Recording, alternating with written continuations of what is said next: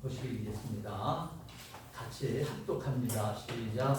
자녀들아, 주 안에서 너희 부모에게 순종하라. 이것이 옳으니라. 내 아버지와 어머니를 존경하라. 이것은 약속이 있는 첫 계명이니 이로써 내가 잘되고 땅에서 장수하리라.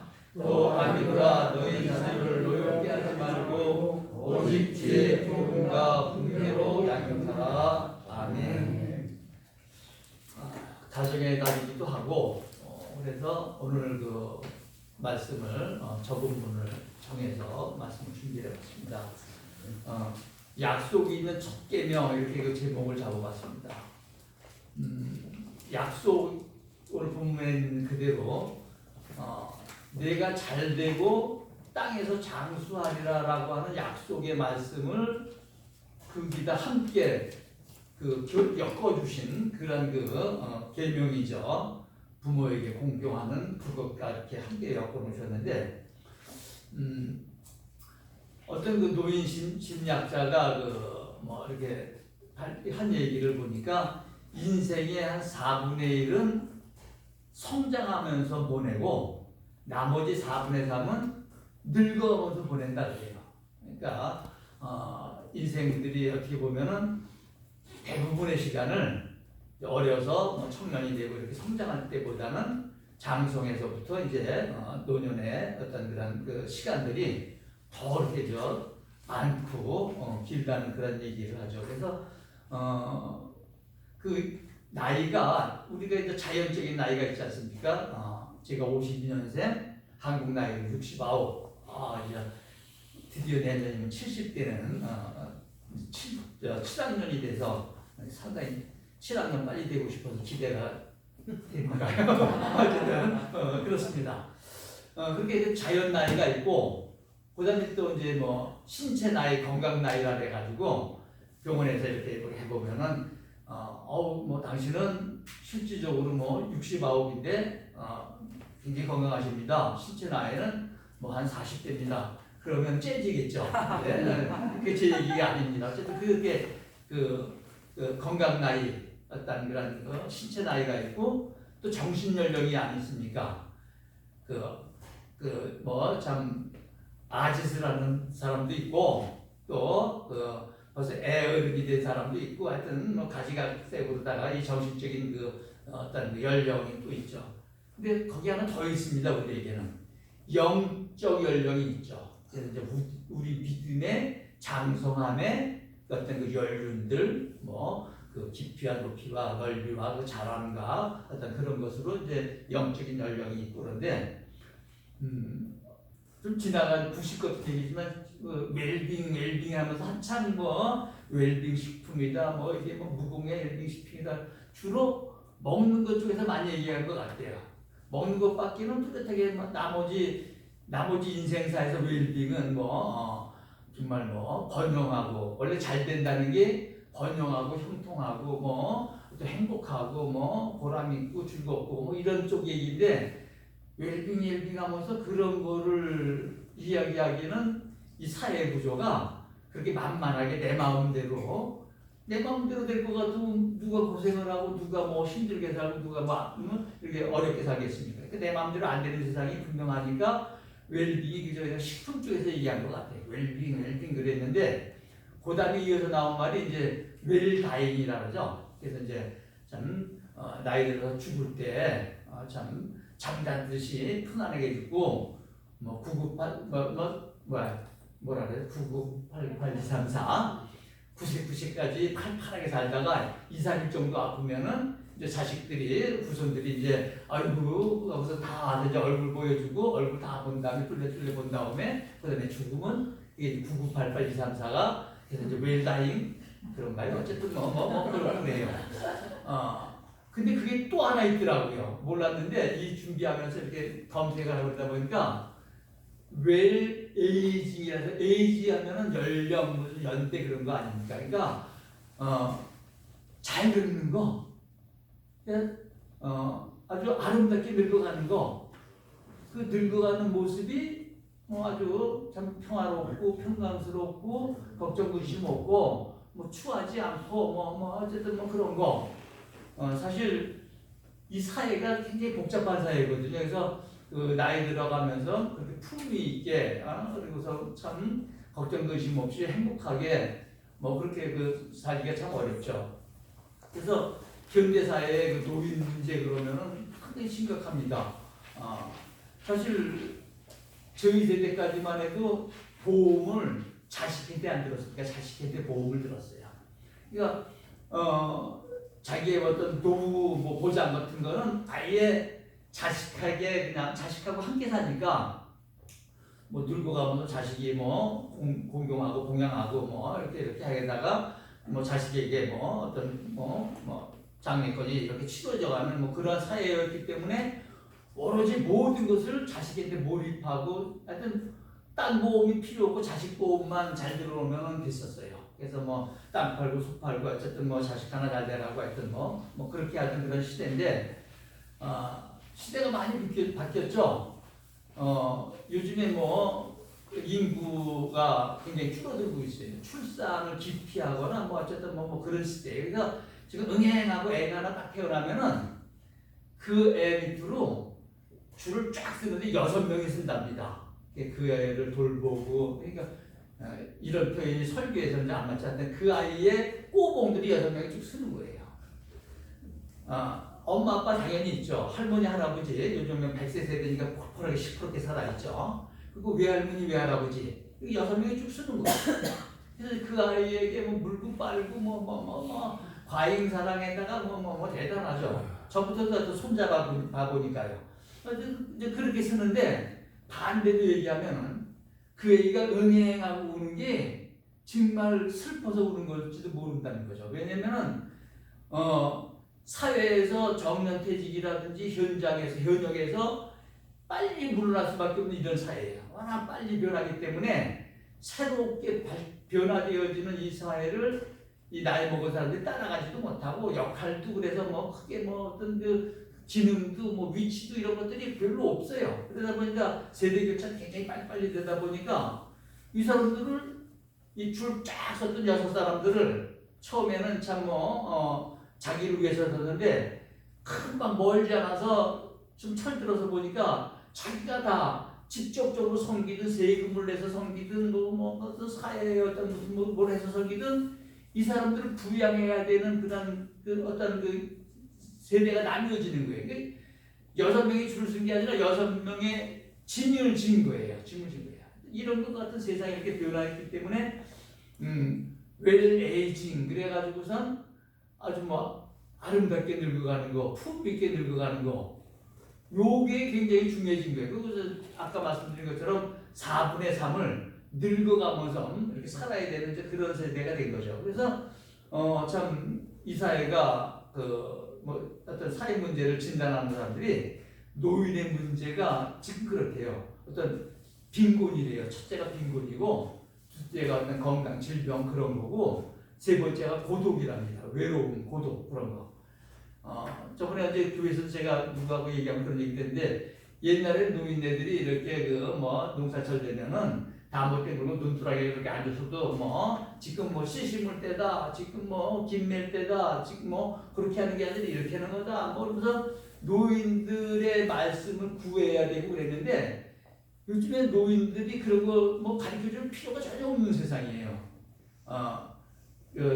제게 조카딸이 우리 형님의 딸 조카딸이 있는데 걔가 일찍 대학교 가자마자 뭐 연애라든지 대학교 채 졸업하기도 안 돼서 시집을 가버리고 제 사촌 열하루 생일 차는 제 사촌인 제 딸은 지금 40이 돼도 저렇게 혼자 있는데 그 아이는 일찍 갔어요. 그래서 지금 중학교 다니는 아들건 있어가지고 아들만 셋인데 어느 집에도 아들만 셋이 있는 집이 있더라. 사진 한 개 봤는데. 근데 그 아들 셋을 키울 때 키우기까지 친정어머니나 시어머니한테 한 번도 육아에 대해서 어떻게 해야 돼요? 애가 열이 나요? 애가 뭐 토해요? 뭐 애가 뭐 자지러져요? 뭐 어째요? 뭐 부모님의 친정어머니나 시어머니한테 한 번도 물어보질 않고 인터넷 검색하면 다 나오니까 그렇게 가서 지 혼자서 아주 훌륭하게 키웠어요. 그분들 봐도 참 대단해요. 어쨌든 잘 키웠어요. 그러니까 어떤 그렇게 노인들의 역할들이 이제 없어지니까 결국은 소외되는 거예요. 일찍 정년퇴직하죠. 명퇴하죠. 그러다 보니까 그냥 정말 어디 노인정에도 요즘에 일찍 가면은 또 막내가 돼가지고 심부름만 해야 된다 그래서 이제 노인정에도 일찍 못 간대요. 우선 바깥에 빙빙 돌고 이제 서울 같으면은 전철 같은 거 그거 이제 노인 그 무료 타는 게 있어가지고 그거 타고 어디 천안까지 갔을 때는 어디까지 갔을 때는 타고 아침에 씩 가서 한 바퀴 빙 돌고 무료 급식하는데 어디서 이렇게 사람들을 잡수시고 씩 돌아오면 하루가 얼마나 길어요. 제가 어저께 하루를 빈둥거렸는데 오 정말 길어요. 엄청 길어요.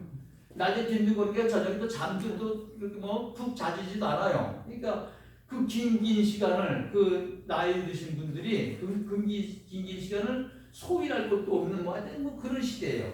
그런 시대인데 오늘 본문 말씀은 그 부모에게 순종하고 부모를 공경하는 거기다가 그 어마어마한 약속을 주신 거예요. 그러니까 성경에서 보면은 대부분이 구약에는 신명기적 축복이라 해서 이 땅에서 잘 되고 번영하고 어떤 그런 거를 구약에서는 강하게 어떤 어필됐지만 신약으로 넘어오면서 예수님께로 오면서 사실 영적인 축복이 주로지 어떤 이 땅에서 무슨 부자가 되고 무슨 어떤 건강을 얻고 그런 거 이 땅에서 잘 되고 번영하고 형통하고 이런 거는 사실은 거의 없어요. 근데 이게 약속이 있는 첫 계명이라서 십계명에도 나와요. 십계명에도 있던 내용인데 십계명에는 하나님한테 순종할 때 천대까지 은혜를 베풀리라고 하는 이 계명이 있고 내 부모에게 공경하면은 그 내가 준 땅에서 장수하리라라고 하는 그런 말씀이 나오는데 오늘 에베소서 말씀은 잘 되고 장수하라고 그래서요. 이게 아주 특별하게 해가지고 아주 특별한 말씀이에요. 특별한 말씀. 그러니까 하나님의 약속은 어떤 취소되거나 아니면은 무슨 약속이 무슨 불발이 되거나 그렇지 않죠. 하나님의 약속 언약이죠. 그 언약은 1.1도 땅에 떨어지면 없이 그대로 되어지는 건데 이거를 계명하고 결부가 됐어요. 계명하고 함께 묶었어요. 그래서 딴 계명들을 보면 딴 계명들을 보면 그 율법 계명을 어겼을 때는 뭐가 따라오냐면 벌이 따라오고 징계가 따라오지 어떤 이런 약속이 따라오진 않아요. 이게 특별한 건데 그러니까 우리는 언약 신앙 가운데 사는 사람들인데 하나님이 이 말씀에다만 부모를 공경하는 순종하고 공경하는 이 말씀에다만 이 땅에서 번영하고 형통하고 잘 되는 오래 산다는 거 100세 시대라 그러는데 아까도 사회 문제 얘기 노인 문제 얘기를 했지만 사실은 그냥 목숨만 오래 산다는 거 그거 결코 축복 아닌 것 같아요. 결코 축복 아닌 것 같고 자기 나름대로 역할도 있고 소일거리도 있고 어떤 참 외롭지 않고 대우도 받고 공개도 받고 어떤 그런 가운데서 건강하고 어떤 자기 존재감을 가지고 있고 그렇게 살아서 오래 사는 게 사는 거지 그렇지 못하고 요양원에 가지고서 저렇게 있게 되고 그러는 것들 그러고 싶진 않아요. 내 마음대로 되는 건 절대 아니지만 어쨌든 이게 오래 장수한다는 그런 것들이 이 약속의 말씀 속에서 있을 때는 그 오래 삶은 그런 장수는 틀림없이 아름다운 장수예요. 풍족한 장수예요. 행복한 장수예요. 건강하게 평화롭게 걱정 근심 없고 대우받고 자기 나름대로의 어떤 그 시간들이 즐겁게 이렇게 지낼 수 있는 그런 장수지가 장수지 그렇지 못한 장수라면 축복 아닌 반대쪽일 수도 있어요. 그래서 3대 거짓말 중에 하나가 노인네들이 아유 죽어야지 그러는 건데 어쨌든 좀 아름다운 그 삶을 살지 못한다면 참 그 괴로운 걸 거예요. 그래서 이 계명은 아주 상당히 특별한 계명입니다. 이제 10계명에서도 보면은 수직적인 구조가 있고 수평적인 구조가 있죠. 수직적인 구조가 1계명서부터 4계명까지인데 하나님과 관계된 계명이에요. 거기에는 한 2계명이지만 하나님을 순종할 때 하나님을 사랑하고 그 계명들을 지키는 자에게는 천대까지 은혜를 베푸시겠다라고 하는 약속이 들어있고, 수평적인 계명은 5계명서부터 10계명까지인데 그 첫 번째가 내 부모를 공경하라. 오늘 에베소서 같은 연결된 그 말씀입니다.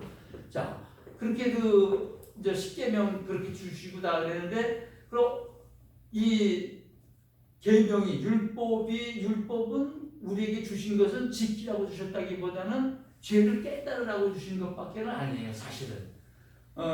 제가 여러 차례 말씀드렸지만 그 율법 그렇게 주신 것을 보면은 에덴 동산에서 하나님 없이 우리는 우리끼리 살 수 있다라고 하는 어떤 독립선언을 한 것이 인생이고, 그래서 하나님은 그 스스로 살겠다고 하는, 내 힘으로 살겠다고 하는 인생들에게 산다는 것은 이런 거다라고 하는 하나님이 정하신 표준이에요, 율법은. 율법은 1.1핵도 없어질 것이 아니고 다 완전해질 것인데, 타락한 인생으로서는 모든 사람이 죄를 범하였으면 하나님의 영광에 이룰 수 없는 율법이에요. 그러니까 그 율법을 통해서 우리가 죄를 깨달아요. 내가 죄인임을 알 수 있어요. 율법이 없더라면은 죄도 없는 거예요. 범한 것이 없기 때문에. 그래서 그렇게 주어진 율법이 같이 묶었단 말이에요. 약속을 언약을 율법하고 계명하고 같이 묶었는데, 그럼 율법은 우리가 틀림없이 부모님을 순종하고 부모님을 공경하는 그 하나님이 요구하시는 수준만큼 할 수 있을까? 전 못했어요. 전 못하고 부모님 두 분 다 또 소천하셨는데, 두 분 다 어쩔 수 없이 요양원에서 이렇게 소천하시게 됐고 그랬었어요. 집에서 끝끝내 모시지 못했어요. 어쨌든 하나님이 정하신 표준까지를 우리가 할 수 없죠. 그러면 이 언약은, 이 약속은 잘되고 장수하는 약속은 폐기되는 걸까? 사실 이런 문제가 남습니다. 어쨌든 부모를 순종한다는 것은 본 말씀 조금 강의를 해본다면은 마주서다라는 얘기. 순종의 반대는 거역인데, 거역이라는 것은 마주선다는 거예요. 마주선다는 거.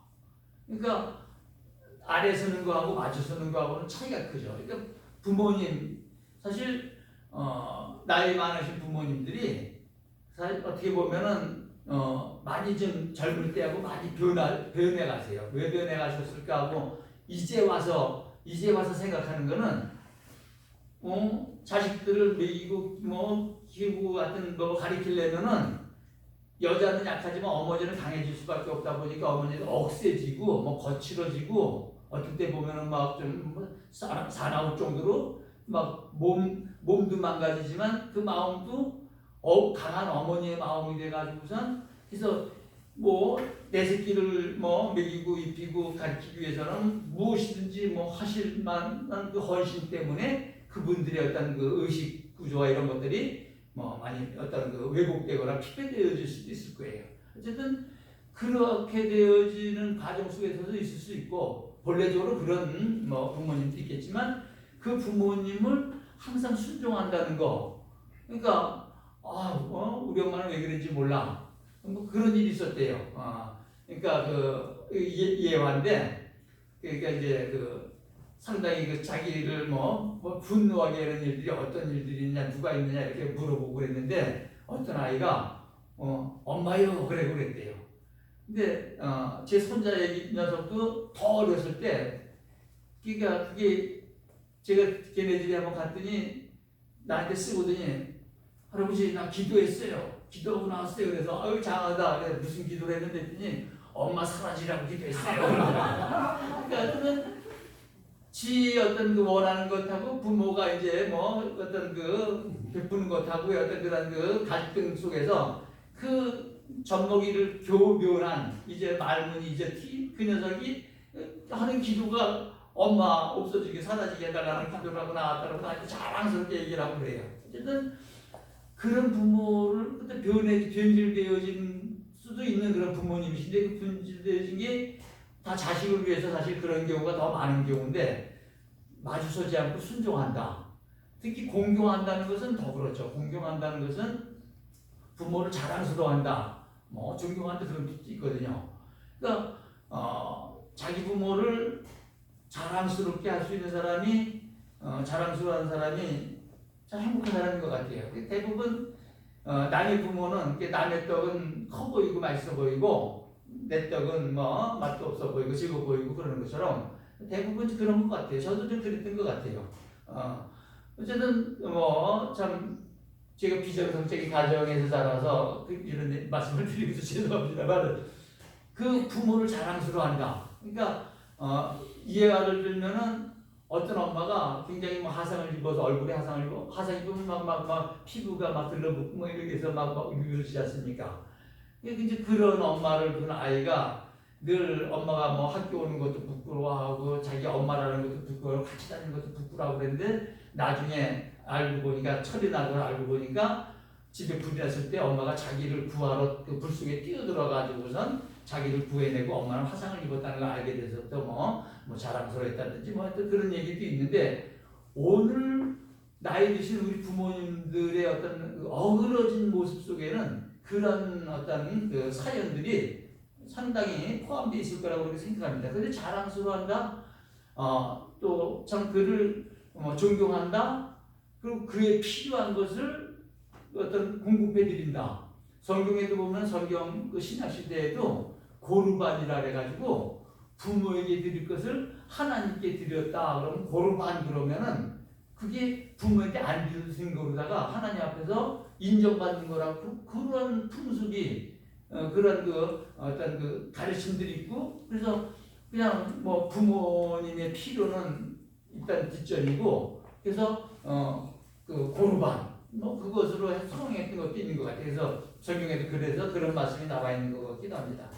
어쨌든 그 부모님이 어떤 그런 필요를 돌아봐 드리는 것 그런 것들이 상당히 중요하죠. 예수님도 십자가에 달리셔가지고 제가 이렇게 쉬어봤는데 가상 7원이라는 십자가에서 7마디 말씀하신 게 있어요. 마지막에 아버지의 내용을 아버지께 부탁하라고서 이제 마지막 말씀이 그랬고 다 이루었다는 말씀도 있는데 네 번째 말씀인가 보면은 그 십자가에 달려서 겉옷을 다 제비 나누고 속옷까지도 지금 군사들이 막 찢어가지고 나누고 하던 뭐 그런 그 가운데서 모습 바뀌는 가운데에서 어머니를 보고 여자여 그게 극존칭이랍니다. 그냥 지금 우리가 여자여 그러면 이런 못된 자식 하겠지만 그때는 그게 극존칭이에요. 여자여 보소서 아들이니이다라고 사랑하는 제자 아마 요한일 거라고 사도 요한일 거라고 추측을 하는데 그 제자를 향해서 내 어머니다 라고 해서 그 어머니의 그 육신 가운데 사는 인생의 그 노후와 그 모든 필요를 사랑하는 제자에게 그 참 맡기고 그리고선 십자가상에서 지금 하시고 있는 일 중에서 그 하나가 그 부모님 육신의 부모를 그렇게 그 필요를 돌본 그런 예수님의 그런 그 사연들이 있습니다. 자, 그래서 어떤 부모님을 공경함으로 인해서 우리가 이렇게 잘 되고 잘 된다는 거 번영하고 형통하고 한다는 것이 이 땅에서 받을 수 있는 축복이죠. 그래서 성공의 비결, 성공의 어떤 것들에 대한 것들이 이 세상에 가르치는 너무너무 많은데 우리 주님은 딱 이 말씀에다가 그 성공 비결을 여기다 두신 거예요. 내 부모를 순종하고 공경하는 이곳에다 두신 거죠. 참 그런 것을 보면은 이 일이 참 장사하고 잘 되고 장사한다는 것이 그 하나님이 그렇게까지 약속을 주신 이유가 뭘까 생각하게 돼요. 그렇잖아요. 근데 하나님이 인생을 창조하시고 생육하고 번성하고 땅에 충만하라 라고 하셨어요. 그 일을 지금 누가 하고 있냐면 부모들이 하고 있어요. 아주 기쁨으로 하고 있고 자기의 살을 베어 먹일 정도로 하면서 하고 있는 게 바로 그 번성하고 충만해서 땅에 충만해지는 생육하고 번성해 땅에 충만해지는 그 일을 그 부모님들이 하게 돼요. 이게 하나님의 일을 하나님이 이 세상을 창조하시고 이 땅에 충만케 하시려고 했던 그 일을 지금 누가 하고 있냐면 부모님들이 하고 있는 거예요. 그러니까 급수로 따진다면 같은 급수는 아닐지 몰라도 하나님과 동급의 이런 약속에 있는 계명을 주신 거예요. 하나님을 순종하고 그 말씀을 지키는, 사랑하고 지키는 자에게 그렇게 은혜를 베푸시겠다고 하고, 부모를 순종하고 공경하는 자에게 잘되고 형통하게 하겠다는 것하고, 이게 약속이 있는 두 계명, 하나님을 향한 한 계명, 인생을 향한 한 계명인데, 이게 같은 약속이 있는 계명이 한 개씩밖에 지금 발견이 안 돼요. 이게 그런 거예요. 바로 그렇기 때문에 하나님이 왜 이렇게 이 부모를 공경하는 일에다가 이렇게 이 땅에서 잘되고 어떤 잠수하는 그런 축복을, 약속을 주셨는지를 그 말씀에서 깨닫게 되어집니다. 기도하겠습니다. 아멘.